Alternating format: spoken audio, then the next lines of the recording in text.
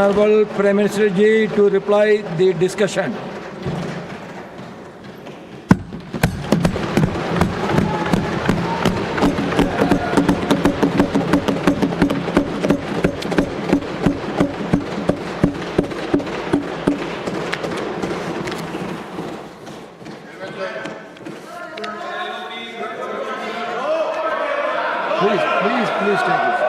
Please take your seat. No, please take your seat. Now, when the Prime Minister is on his legs, please take your seat. आदरणीय सभापति जी,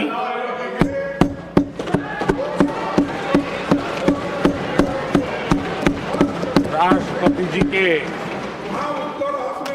अभिभाषण पर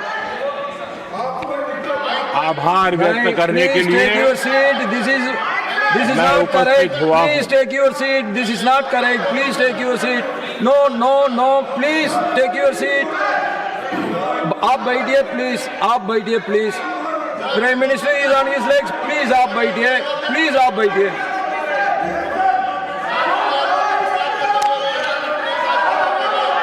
आदरणीय सभापति जी, इस धन्यवाद प्रस्ताव पर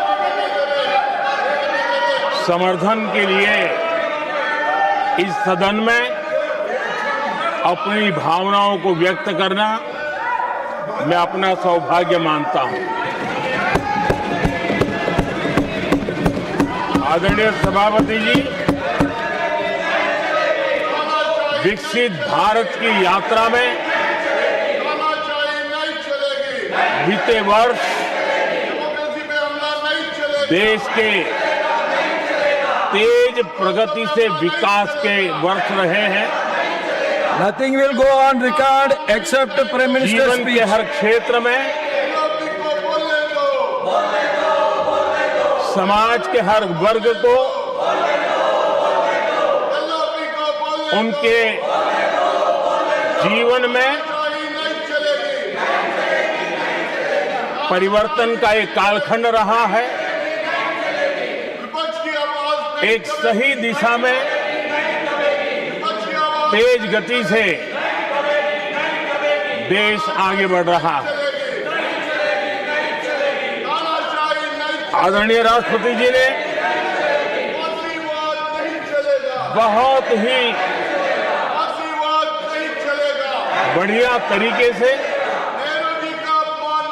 पूरी संवेदनशीलता के साथ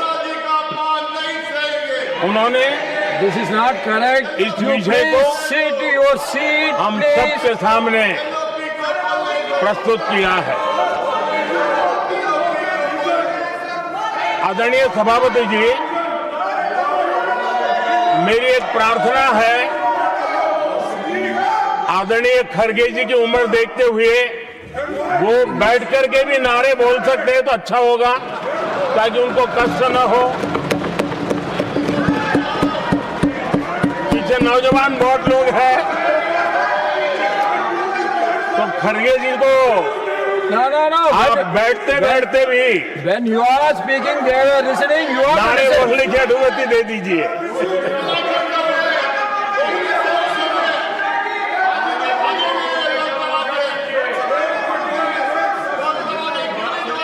आदरणीय सभापति जी, राष्ट्रपति जी ने इस देश के मध्यम वर्ग, इस देश के निम्न मध्यम वर्ग, इस देश के गरीब, इस देश के गांव, इस देश के किसान, महिलाएं, विज्ञान हो, प्रौद्योगिकी हो, कृषि हो, सभी विषयों को लेकर के बहुत ही विस्तार से भारत के प्रगति का एक स्वर संसद में गूंजा है।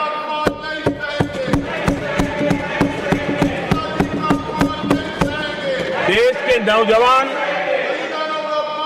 भारत के सामर्थ्य को कैसे आगे बढ़ा रहे हैं, इसकी भी विस्तार से चर्चा की है। हर वर्ग के सामर्थ्य को उन्होंने शब्दांकित किया है। और इतना ही नहीं, आदरणीय राष्ट्रपति जी ने भारत के उज्जवल भविष्य के प्रति एक विश्वास व्यक्त किया है। ये अपने आप में हम सबके लिए प्रेरक है। आदरणीय सभापति जी, 21वीं सदी का प्रथम क्वार्टर पूरा हो चुका है, लेकिन ये दूसरा क्वार्टर जैसे पिछली शताब्दी में भारत की आजादी के जंग में दूसरा क्वार्टर बहुत ही निर्णायक बना था। मैं साफ साफ देख रहा हूं कि विकसित भारत के निर्माण की दिशा में ये दूसरा क्वार्टर भी उतना ही सामर्थ्यवान होने वाला है, उतना ही तेज गति से आगे बढ़ने वाला है। और इसलिए आदरणीय सभापति जी,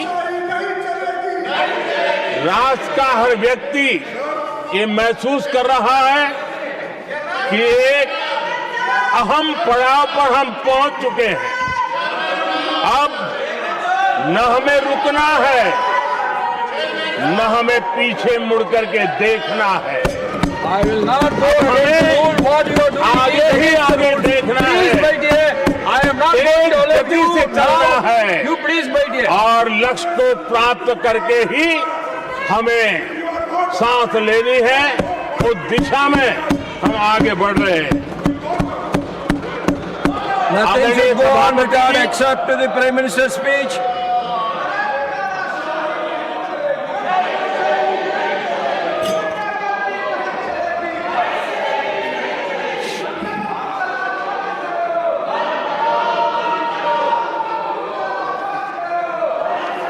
आदरणीय सभापति जी,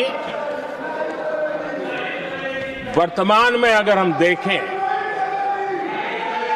तो भारत के भाग्य के अनेक सुयोग एक साथ हमें नसीब हुए। ये अपने आप में बहुत ही उत्तम संयोग है, ऐसा मैं मानता हूं। सबसे बड़ी बात है, विश्व के समृद्ध से समृद्ध देश भी बुजुर्ग होते जा रहे हैं। वहां की आबादी उम्र के उस पड़ाव पर पहुंची है हम जिन्हें बुजुर्ग के रूप में जानते हैं। हमारा देश ऐसा है जो विकास की नई ऊंचाइयां छू रहा है। उसी समय दिनों दिन हमारा देश युवा होता जा रहा है, युवा आबादी वाला देश है। ये अपने आप में एक बहुत अच्छा सुयोग है। आदरणीय सभापति जी, दूसरी तरफ मैं देख रहा हूं जिस प्रकार से विश्व का भारत के प्रति आकर्षण बढ़ा है, और उसमें भी विश्व भारत की टैलेंट का महात्म्य समझ रहा है। हमारे पास आज दुनिया का बहुत ही महत्वपूर्ण टैलेंट पूल है, युवा टैलेंट पूल है, जिसके पास सपने भी हैं, संकल्प भी है, सामर्थ्य भी है। और इसलिए ये दूसरा सुयोग है। शक्ति का आशीर्वाद हमारे साथ है। आदरणीय सभापति जी, भारत आज विश्व में जो चुनौतियां पैदा हो रही है, उन चुनौतियों का समाधान देने वाला एक देश आशा की किरण बना हुआ है, और हम समाधान दे रहे हैं।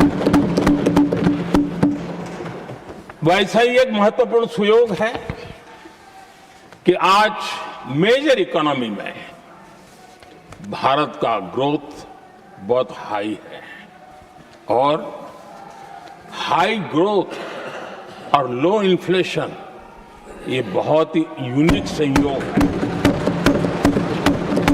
और ये हमारी अर्थव्यवस्था की मजबूती को प्रदर्शित करता है। आदरणीय सभापति जी, हम जिस गति से आगे बढ़ रहे हैं, जब हमें देश की जनता ने सेवा करने का मौका दिया तब फ्रेजाइल 5 के रूप में ये देश जाना जाता था।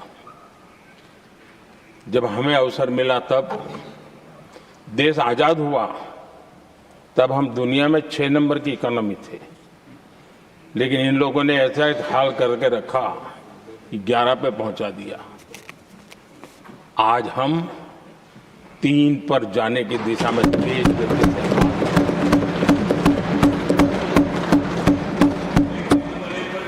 आदरणीय सभापति जी, आज कोई भी सेक्टर देश कीजिए, चाहे साइंस हो, चाहे स्पेस हो, चाहे स्पोर्ट्स हो, हर क्षेत्र में आज भारत एक कॉन्फिडेंस के साथ, आत्मविश्वास से भरा हुआ भारत है।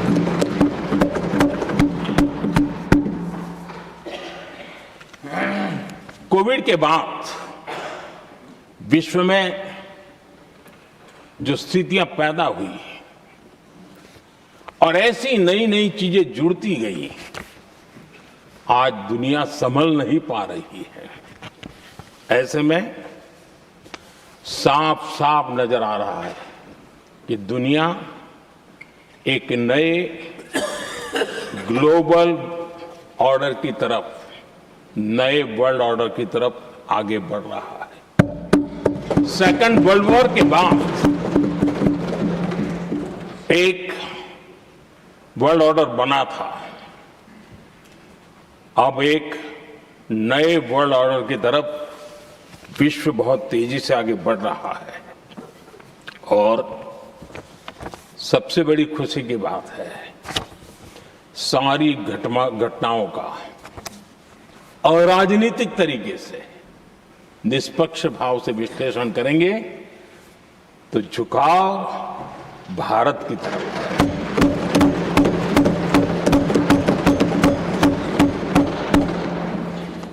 विश्व मित्र के रूप में, विश्व बंधु के रूप में आज भारत अनेक देशों का विश्वस्त पार्टनर बना है और हम कंधे से कंधा मिला करके विश्व कल्याण की दिशा में भी अपनी उचित भूमिका निभा रहे हैं, अपने सामर्थ्य से सहाय भी कर रहे हैं। आदरणीय सभापति जी, आज पूरा विश्व ग्लोबल साउथ की चर्चा करता है, लेकिन उस चर्चा के सूत्रधार के रूप में आज भारत वैश्विक मंचों पर ग्लोबल साउथ की बुलंद आवाज बन गया है।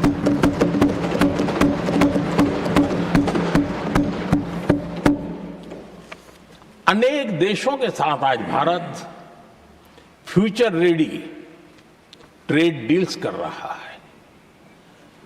पिछले कुछ ही समय में दुनिया के महत्वपूर्ण 9 बड़े देशों के साथ 9 बड़े हमारे ट्रेड डील हुए और उसमें मदर ऑफ ऑल डील एक साथ 27 देशों के साथ, यूरोपियन यूनियन के साथ।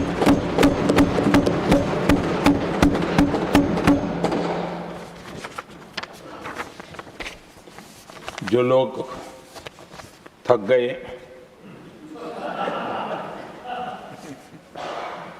बेचारे चले गए, लेकिन कभी न कभी उनको जवाब देना पड़ेगा कि देश की ऐसी हालत कैसे बना के रखी थी कि दुनिया का कोई देश हमसे डील करने के लिए आगे नहीं आता था।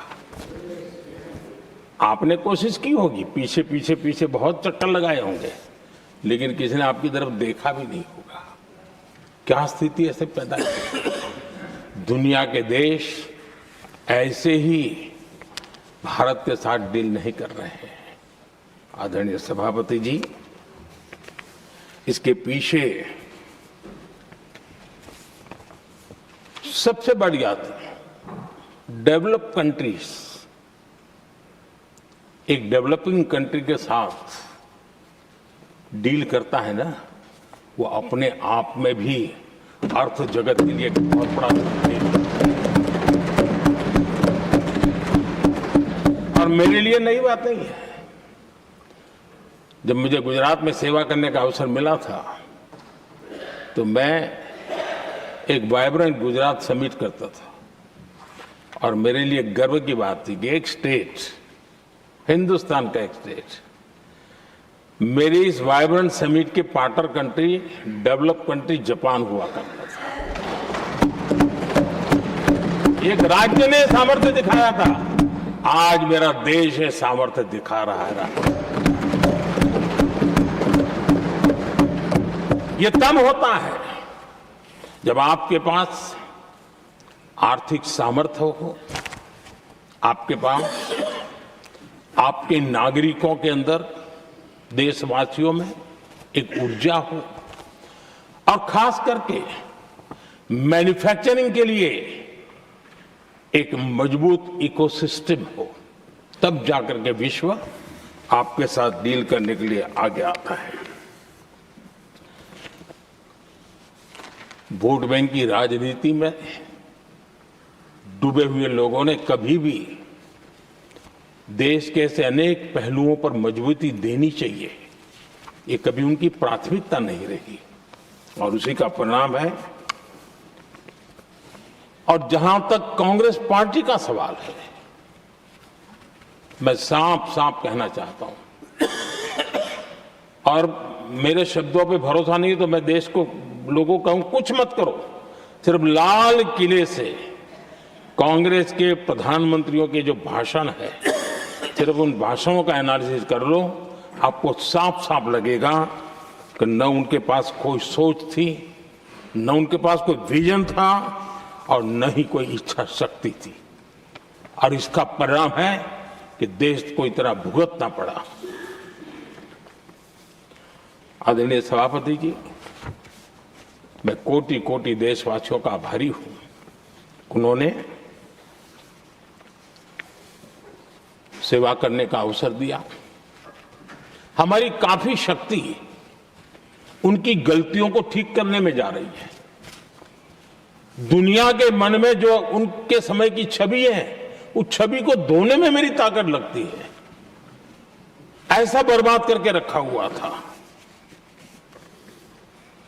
और इस काम के लिए हमने फ्यूचर रेडी पॉलिसीज पर बल दिया है। और आज आपने देखा होगा, देश नीति के आधार पर चल रहा है, पॉलिसीज के आधार पर चल रहा है। एडोकिज्म को हमने त्याग कर दिया है और उसके कारण विश्व का विश्वास बनता है।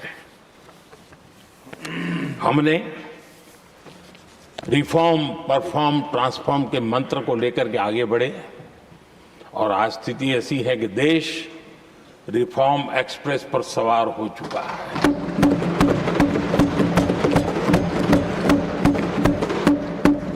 हमने स्ट्रक्चरल रिफॉर्म्स किए हैं, प्रोसेस से जुड़े रिफॉर्म्स किए हैं, पॉलिसीज में रिफॉर्म किए हैं।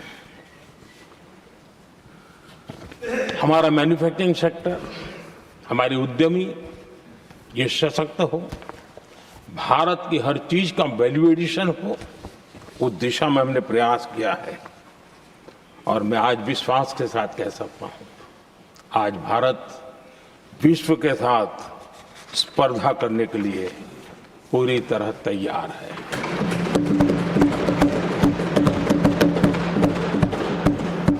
जब मैं विश्व के सीईओ फोरम की समिट देखता हूं, आज दुनिया हमारे उद्यमियों को समानता के रूप में देखती है। और जब पिछले दिनों सभी दलों के डेलीगेशन विश्व में गए थे, ये भाव उन्होंने भी अनुभव किया और आकर के मुझे सभी दल के माननीय सांसदों ने अपने अनुभव बता रहे थे, बड़ा गर्व से कह रहे थे कि हाँ, बराबरी से बात हो रही है। ये हमारे लिए अपने आप में बात है। आदरणीय सभापति जी, एमएसएमई का बहुत बड़ा नेटवर्क जितना सामर्थ्यवान होता है, वो लंबे अरसे तक इकोनॉमी को एक ताकत देता है। हमने उस दिशा में बल दिया और हमने कई रिफॉर्म्स किए हैं। आज हमारे एमएसएमई नेटवर्क पर दुनिया का भरोसा बढ़ रहा है। बड़े बड़े हो सकता है हम हवाई जहाज नहीं बना देंगे, लेकिन कई हवाई जहाज है जिसमें कई पुर्जे मेरे देश के छोटे छोटे एमएसएमई बना रहे हैं। आदरणीय सभापति जी, देश में हुए इन प्रयासों का नतीजा सबके सामने है। बड़े बड़े देश भारत के साथ व्यापारिक संबंध बनाने के लिए बहुत ही आतुर है।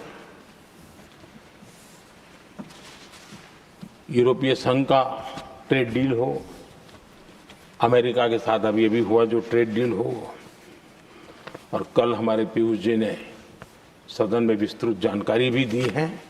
और पूरा विश्व खुल करके इस ट्रेड डील का तारीफ कर रहा है। और उसमें जब यूरोपियन यूनियन के साथ ट्रेड डील हुआ तो विश्व को एक भरोसा हुआ कि अब वैश्विक स्तर पर स्थिरता की संभावना बढ़ेगी। अमेरिका के साथ ट्रेड डील होने के बाद विश्व को और भरोसा हो गया कि जो स्थिरता की एहसास हो रहा था, अब गति का भी एहसास होने लगा है। अब विश्व के लिए शुभ संकेत है। आदरणीय सभापति जी, इसका सबसे बड़ा लाभ हमारे देश के नौजवानों को होगा। और जब मैं नौजवान कहता हूं तो उसमें मध्यम वर्ग का भी नौजवान होता है, शहर का नौजवान भी होता है, गांव का नौजवान भी होता है, बेटा भी होती है, बेटी भी होती है। और इसलिए उसे टुकड़ों में न देखा जाए। मेरे देश के युवा के सामर्थ्य का हमें गौरव करना चाहिए। और उनके लिए पूरा विश्व बाजार अब खुल चुका है। अब उनके लिए अवसर ही अवसर है। और मैं उनको कहता हूं, आइए दोस्तों, मैं आपके साथ कंधे से कंधा मिला करके खड़ा हूं। हिम्मत कीजिए, बढ़िए। देश आपके साथ खड़ा है और दुनिया आपका स्वागत करने के लिए इंतजार कर रही है। आदरणीय सभापति जी, जिस प्रकार से दुनिया में हमारे युवा प्रोफेशनल्स की मांग बढ़ रही है, इवन केयर गिवर्स की मांग बढ़ रही है। हर कोई मिलता है, हमें इस प्रकार के लोग चाहिए, इस प्रकार। कुछ लोग तो अपना स्पेशल ऑफिस यहां बना रहे हैं रिक्रूट करने के लिए, योग्य टैलेंट की खोज के लिए। इसका मतलब हुआ कि भारत के प्रोफेशनल्स के लिए भी विश्व में बहुत बड़े अवसर बन रहे हैं। आदरणीय सभापति जी, ये संसद का उच्च सदन, ये एक प्रकार से राज्यों का प्रतिनिधित्व करता है। और जो चर्चा की बारीकियां मैंने देखी, मेरा मन कहता है कि थोड़ा स्तर इसका ऊपर होना चाहिए था। और वहां से तो ज्यादा होना चाहिए। वो तो कितने साल तक सरकारों में रहे हैं, वहां से जरा चर्चा का स्तर ऊंचा होना चाहिए था। लेकिन उन्होंने ये मौका भी गंवा दिया। देश उन पर कैसे भरोसा कर सकता है। आदरणीय सभापति जी, मैं कल एक माननीय सदस्य को सुन रहा था। यूं तो वो अपने आप को राजा कहलाने में बहुत गर्व करते हैं, लेकिन वे आर्थिक असमानता की चर्चा कर रहे थे।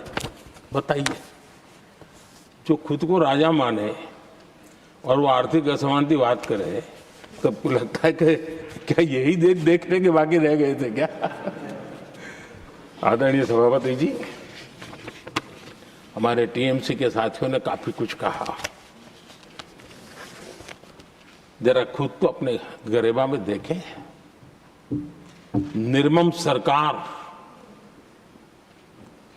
पतन के जितने भी पैरामीटर्स हैं उन सब पैरामीटर्स में नए नए रिकॉर्ड बनाते जा रहे हैं और यहां उपदेश दे रहे हैं। क्या हाल करके रखा हुआ है। ऐसी निर्मम सरकार से वहां के लोगों का भविष्य अंधकार के अंदर डूब रहा है, लेकिन इनको कोई परवाह नहीं है। सत्ता सुख के सिवाय कोई आकांक्षा नहीं और वे यहां उपदेश देते हैं। घुसपैठ, दुनिया का समृद्ध से समृद्ध देश भी अपने यहां गैर कानूनी नागरिकों को बाहर निकाल रहा है। हमारे देश में घुसपैठियों को बचाने के लिए अदालतों को तब तक प्रेशर पैदा किया जा रहा है। मेरे देश का नौजवान कैसे ऐसे लोगों को माफ करेगा जो घुसपैठियों की वकालत करने के लिए ताकत लगा रहे हैं। और घुसपैठिए मेरे देश के नौजवानों के हक छीन रहे हैं, उनकी रोजी रोटी छीन रहे हैं, आदिवासियों की जमीन छीन रहे हैं। बेटे बेटियों के जिंदगी पर खतरे पैदा हो रहे हैं, लेकिन उनके लिए महिलाओं पर अत्याचार होते रहे। सत्ता नीति के सिवा कुछ करना नहीं और वो यहां पर हमें उपदेश दे रहे हैं। और ऐसे चिंताजनक सभी विषयों पर आंखें मूंद करके बैठे हुए वो लोग हैं। एक हमारे माननीय सदस्य काफी कुछ बोल रहे थे, जिनकी पूरी सरकार शराब में डूब गई, जिनके शीश महल घर घर में नफरत का कारण बन गए और शायद उनको ब्लैक शब्द ज्यादा पसंद है। हर एक का अपना अपना एक भूतकाल होता है।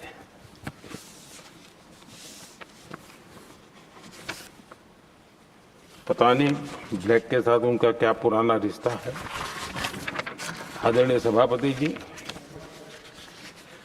ऐसे सभी साथियों से मैं आज जरूर कहूंगा, तुम कितना दुनिया को धोखा दोगे, तुम कितना दुनिया को धोखा दोगे। आईना देख लिया तो अपनी सच्चाई कहां छिपाओगे।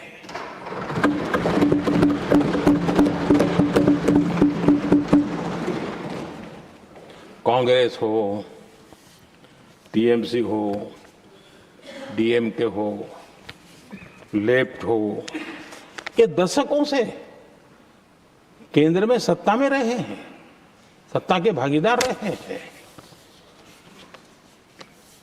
राज्यों में भी उनको सरकारें चलाने का अवसर मिला है, लेकिन उनकी पहचान क्या बनी। आज डील की चर्चा होती है तो गौरव से कहते हैं, तब डील की चर्चा होती थी तो बॉफोर्स डील याद आता था। ये डील होते थे।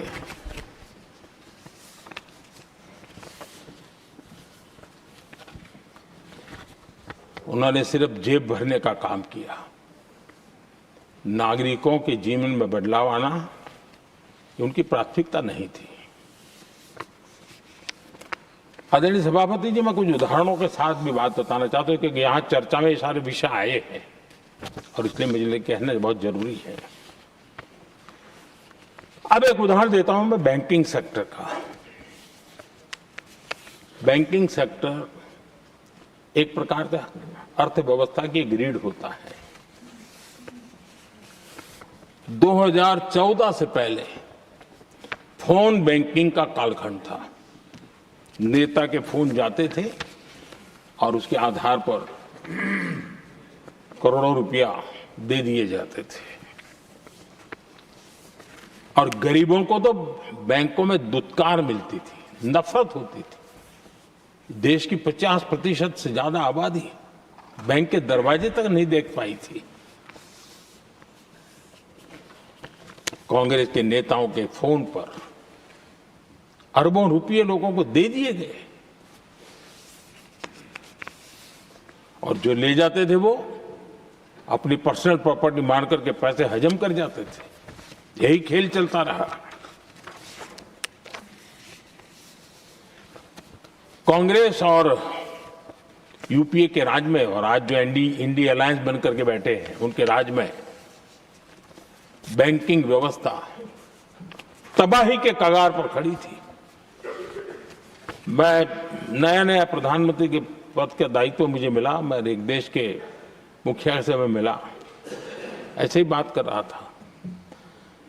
मैंने कहा बैंकिंग की दृष्टि से हम कुछ आगे बढ़ना चाहिए। उन्होंने कहा पहले एक बार साहब जरा अभी आप नए हो, आपके बैंकों की व्यवस्था का अध्ययन कर लीजिए। हम कैसे हिम्मत करें। एक देश के नेता ने कोई एक जानकारियां थी, उसने मुझे बताया यहां इनको कोई परवाह ही नहीं। यानी एक प्रकार से उन्होंने जिस प्रकार से बैंकिंग व्यवस्था को एनपीए के पहाड़ खड़े हो गए थे। जहां भी देखो चर्चा चलती थी एनपीए का क्या होगा, एनपीए का क्या होगा, कैसे बचेंगे। आदरणीय सभापति जी, चुनौती बड़ी थी लेकिन हमने समझदारी से काम दिया। बैंकिंग व्यवस्था के सब कर्ता धर्ताओं को विश्वास में लिया। रिफॉर्म की आवश्यकता थी, हिम्मत के साथ रिफॉर्म किए, पारदर्शी व्यवस्था बनाई, ढेर सारे बैंकिंग रिफॉर्म्स हुए और जो सरकारी बैंक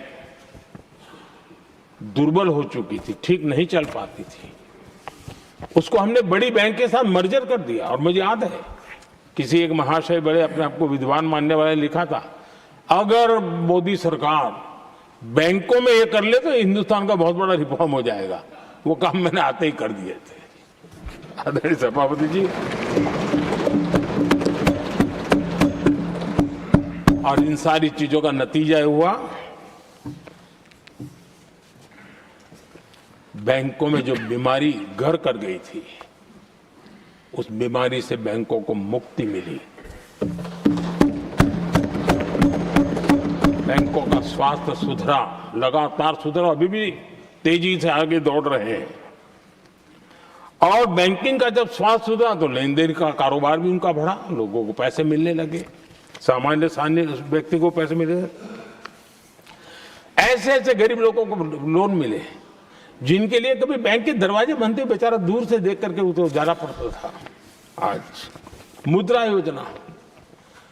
योजना जो देश के नौजवान को अपने पैरों पर खड़े रहने की ताकत देता है, मुद्रा योजना जो स्वरोजगार की प्रेरणा देता है, लेकिन स्वरोजगार के भाषण के काम नहीं होता है, उसका हाथ पकड़ना पड़ता है, उसको साथ देना पड़ता है, उसको सहाय देनी पड़ती है। और हमने मुद्रा योजना के द्वारा 30 लाख करोड़ रुपया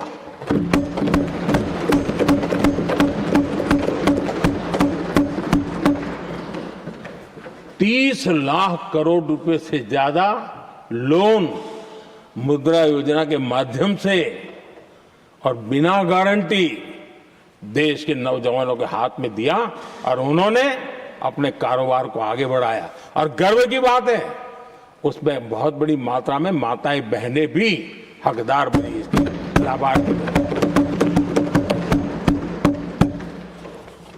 सेल्फ हेल्प ग्रुप, इन दिनों ग्रामीण महिलाएं बड़े सपने देखती हैं, खुद अपने पैरों पर खड़ा होना चाहती थी। विमेन सेल्फ हेल्प ग्रुप का हमने विस्तार तो किया ही किया, लेकिन 10 करोड़ बहनों को हमने सीधी आर्थिक मदद की व्यवस्था की।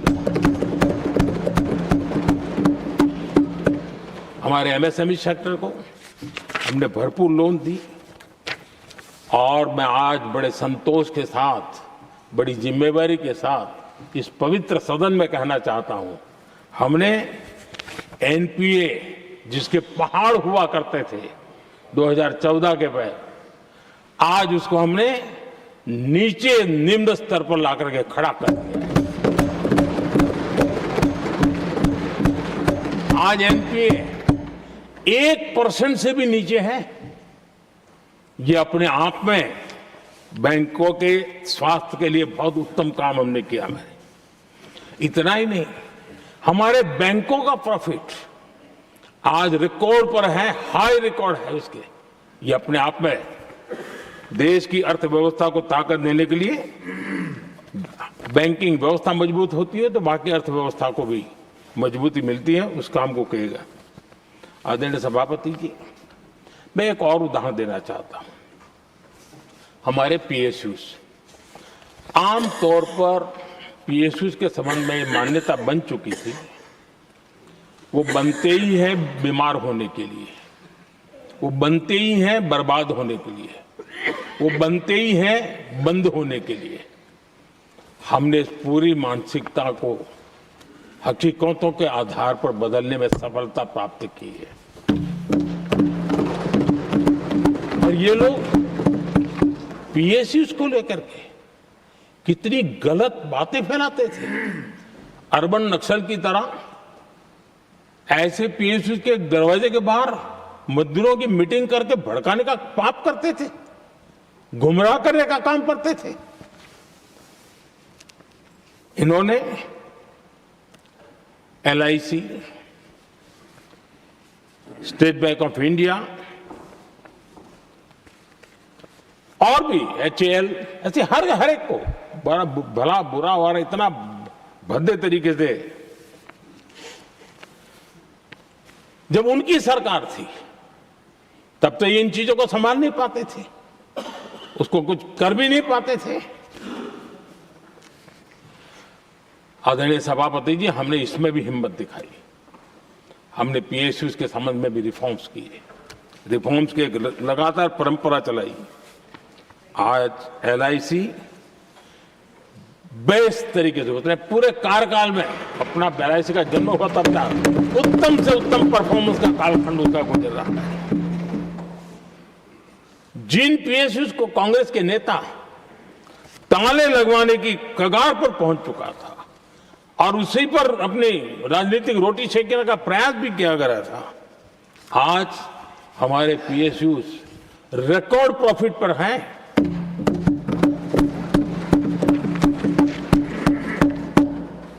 इतना ही नहीं, वे अपने परफॉर्मेंस से मेक इन इंडिया को भी गति दे रहे हैं। मेक इन इंडिया का जो सपना है उसका पूरा करने में वे भी एक बहुत बड़े कैटलिस्ट एजेंट के रूप में आज भूमिका अदा कर रहे हैं। रिकॉर्ड संख्या में रोजगार बना रहे हैं। इतना ही नहीं, हमारे कुछ पीएसयूज आज विश्व के अंदर जा रहे हैं, विश्व में भी अपनी ताकत दिखा रहे हैं, विश्व के साथ जुड़ रहे हैं, दुनिया के कई देशों के विकास यात्रा में वो भागीदार बन रहे हैं। आज हमारे पीएसयूज को बहुत बड़े बड़े ऑर्डर देश से भी और देश के बाहर से भी मिलने लगे हैं।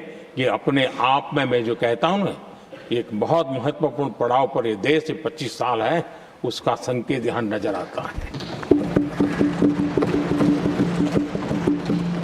आदरणीय सभापति जी, कांग्रेस ने विश्वासघात करने के विषय में भी हमारे देश के अन्नदाता को भी नहीं छोड़ा। इस देश में 10 करोड़ किसान ऐसे हैं जिनके पास 2 हेक्टेयर से भी कम जमीन है, छोटे किसान हैं। उनकी तरफ कभी परवाह नहीं की गई, उनकी तरफ कभी देखा नहीं गया,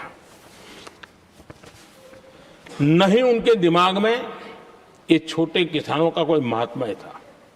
उनको लगता है कुछ बड़े लोगों को संभाल लिया तो गाड़ी चल जाएगी, और यही राजनीति करते रहे।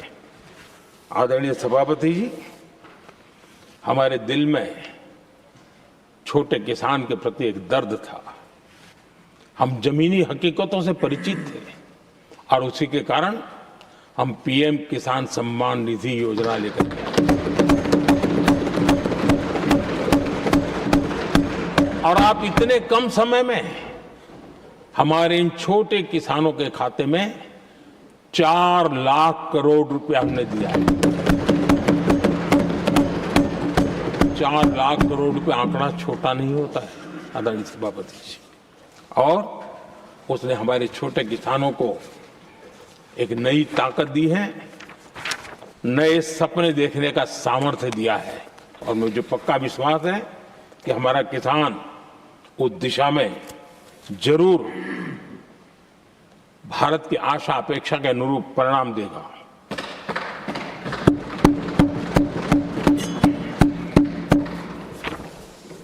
आदरणीय सभापति जी,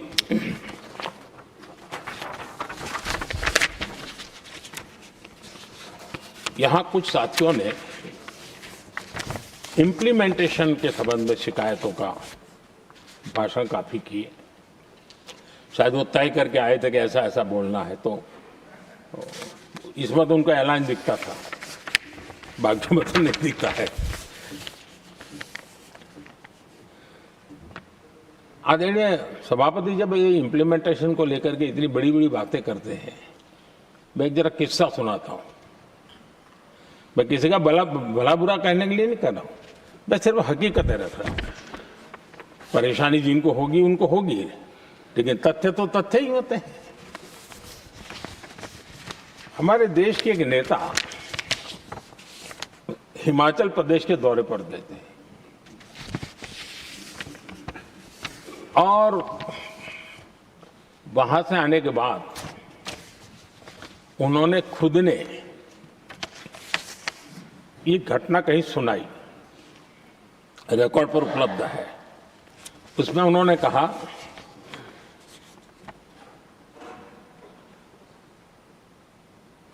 उस नेता ने क्या कहा, मैं उन्हीं के शब्द पढ़ रहा हूं। काफी लंबे समय तक मुझे योजना आयोग से संघर्ष करना पड़ा, क्योंकि वे पहाड़ी क्षेत्रों के लिए अलग योजनाएं बनाने को तैयार ही नहीं थे। मैं हिमाचल प्रदेश गई थी, जब मैं वापस आई तो मैंने योजना आयोग में कहा कि हमारे कामदारों को, वर्कर्स को जीप की जरूरत नहीं है, बल्कि खच्चरों की आवश्यकता है, ताकि कम से कम उन पर सामान आदि लादा जा सके। आगे उन्होंने कहा, लेकिन मुझे बताया गया हम पैसा तो जीप के लिए ही देंगे, क्योंकि खच्चरों के लिए पैसे देने की पॉलिसी नहीं है। इसी भाषण में आगे वो कहती हैं, अब वहां सड़कें ही नहीं थी। उनका कहने का कारण यह था कि हिमाचल में जहां वो गई वहां सड़कें ही नहीं थी। अब वहां सड़कें ही नहीं थी तो फिर उस पर जीप का क्या लाभ हो सकता है? जीप लेकर के कौन जाएगा जहां रोड नहीं है? लेकिन उस समय योजना आयोग का जोर था या तो जीप या तो कुछ भी नहीं। आदरणीय सभापति जी, ये भाषण किसी और का नहीं, ये कांग्रेस के वरिष्ठ नेता और तत्कालीन प्रधानमंत्री इंदिरा गांधी का भाषण है।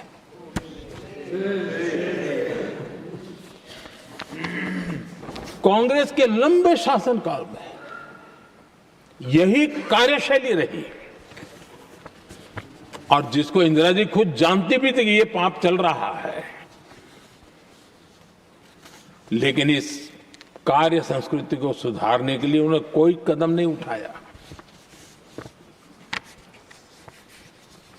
और इंदिरा गांधी जिस प्लानिंग कमीशन की धज्जियां उड़ा रही थी, उसके जन्मदाता उनके स्वयं के पिताजी थे। और प्लानिंग कमीशन को बना और इंदिरा जी ने जब कहा, उसके बीच में 2 दशक बीत चुके थे, लेकिन हाल यही था। और 2014 तक सब दुखी थे, सब परेशान थे, सब गलती देख रहे थे, लेकिन सुधार करने की तैयारी नहीं।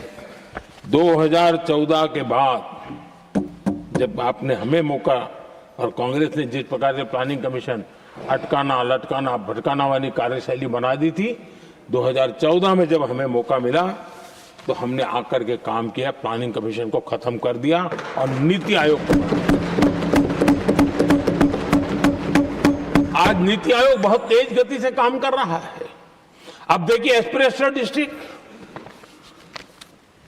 वो भी एक बड़ा प्रेरक उदाहरण है। और मैं तो देख रहा हूं कि डेवलपिंग कंट्रीज के लिए, विकास के लिए एक मॉडल के रूप में वैश्विक संस्थाएं इसको अनुमोदन दे रही है। ये एस्पिरेशनल डिस्ट्रिक्ट की ये सफलता बनी है। देश के कई जिले ऐसे थे जिसको पिछड़े मान करके छोड़ दिया गया था और वहां करोड़ों लोगों की जो मौलिक जरूरतें थी उसको भी नकार दिया गया था।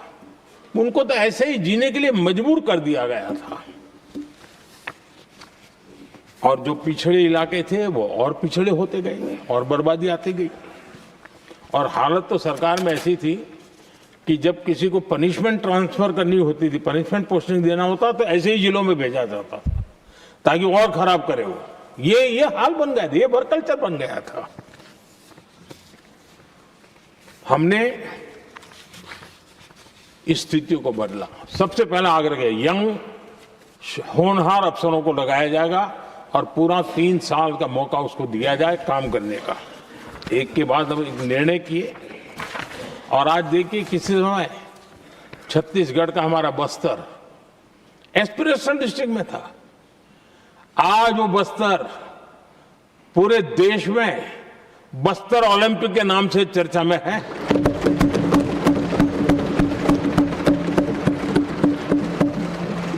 आज विकास की धारा बस्तर के गांव-गांव पहुंच रही है। अभी कुछ गांवों में पहली बार बस देखी, पूरे गांव ने उत्सव मनाया बस्तर में।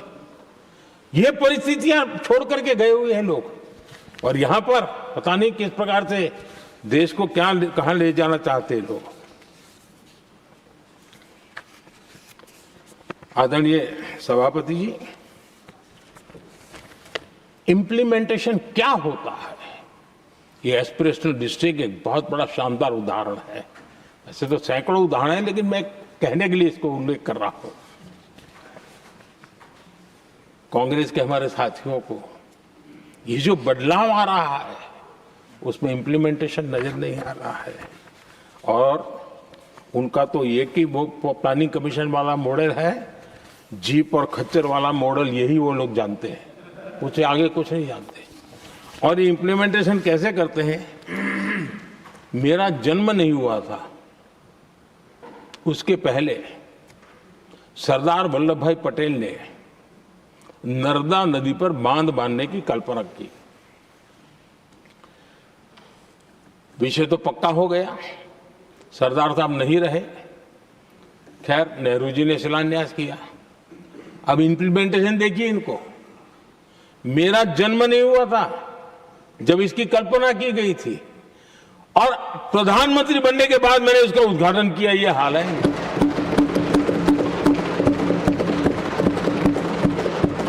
और उनका इंप्लीमेंटेशन देखिए, मुझे मुख्यमंत्री रहते हुए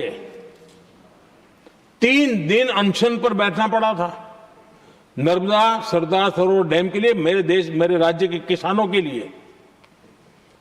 मैंने अपने आप को दांव पर लगा दिया था, तब जाकर के भारत सरकार को झुकना पड़ा और तब जाकर के सरदार सरोवर डैम के कंस्ट्रक्शन को गति मिली और यहां मैं पहुंचा तब मुझे उसका उद्घाटन करने का सौभाग्य मिला। और आज कच्छ तक हावड़ा बीएसएफ के लोग जहां बैठते हैं वहां तक नर्मदा का शुद्ध पानी पीने के लिए पहुंच रहा है।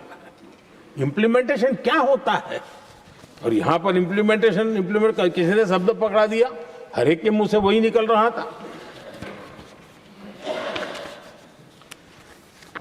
हमने कांग्रेस की कार्यशैली को बदलने के लिए जब मैंने देखा कई ऐसे काम थे अटके पड़े हुए, कोई पूछने वाला नहीं थे फाइलों में, और पॉलिटिकल फायदे के लिए अनाउंसमेंट कर दिए, दिए जला दिए, पत्थर लगा दिए, करना कुछ नहीं। आखिरकार मैंने एक टेक्नोलॉजी वाला प्लेटफॉर्म बनाया यहां आकर के, प्रगति के नाम से। ये प्रगति प्लेटफॉर्म का मैं उदाहरण देता हूं, आप हैरान हो जाएंगे। मुझे एग्जैक्ट याद नहीं है, लेकिन शायद हिमाचल में एक ट्रेन उन्होंने पार्लियामेंट में घोषित की थी, शायद ऊना और कोई। मेरे आने तक वो कागज पर भी उसका ड्राइंग नहीं बना था, बताओ, और चुनाव जीतने के लिए वो घोषणा कर दी। प्रगति के अंदर मेरे सामने विषय आया, ऐसे कई विषय मेरे सामने आए, और उस प्रगति के अंदर हमने एक एक प्रोजेक्ट क्यों अटके हुए, कॉस्ट किस डिपार्टमेंट की काम में क्या मुसीबत आई है, किसने गलत तरीके से इसको आगे बढ़ाया, और बजट तो बढ़ता ही गया था। जो योजना 900 करोड़ में होनी थी वो 90,000 करोड़ तक पहुंच जाए, ये हाल करके रख दिया था इन्होंने। हमने एक टेक्नोलॉजी प्लेटफॉर्म बनाया, हर महीने बैठा, अभी मैंने 50वां एपिसोड पूरा किया उस मीटिंग का, और लगातार उस काम करते करते और संबंधित राज्यों को भी बिठाया, उनकी कठिनाइयों को भी समझा, उसके इम्प्लीमेंटेशन में कौन मिनिस्ट्री का पूरा परेशानी हो रही है, किस स्टेट की परेशानी हो रही है, किस कानून की परेशानी हो रही है, हर एक की बारीकी से देखा। और आज मैं गर्व से कह सकता हूं कि इस प्रगति के इम्प्लीमेंटेशन को बारीकी से प्रधानमंत्री के स्तर पर देखे जाने के कारण 85 लाख करोड़ रुपीस का काम को गति मिली। 85 लाख करोड़ रुपीस के काम, आप कल्पना कीजिए देश की कितनी बड़ी शक्ति को अनलॉक किया हमने। इंप्लीमेंटेशन कैसे होता है ये हमने करके देखा है। रेल हो, रोड हो, सिंचाई हो, ग्रामीण कोई व्यवस्था का काम हो, इन सारी चीजों को हमने इसमें लिया।